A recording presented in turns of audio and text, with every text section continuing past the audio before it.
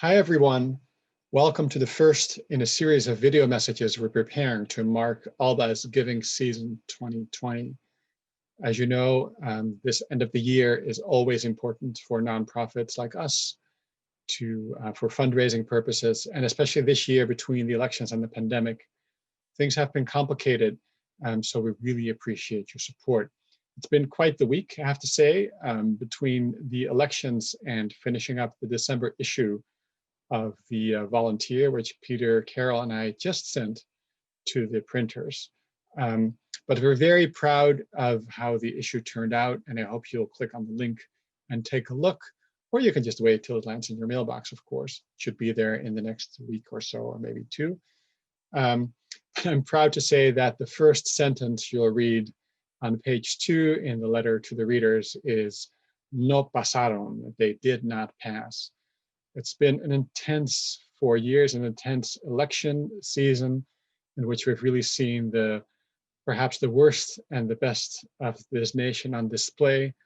On the one hand, we saw a rapid resurgence of racism and red baiting and vote suppression.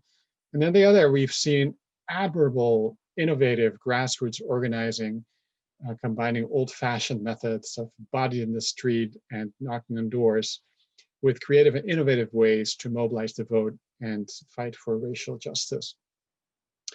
So of course, we should celebrate, and we have the right to celebrate, and we have been celebrating, but we also, of course, should not lose sight of how much work there remains to be done.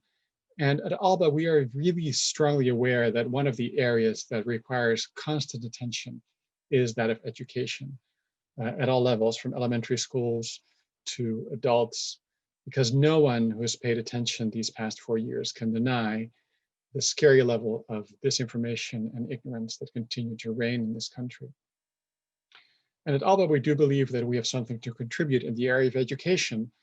We believe, as you know, that learning about the past can serve as an inspiration, not, of course, along the lines of the so-called patriotic education that some have been calling for, but learning about the past in a critical, responsible, and respectful way.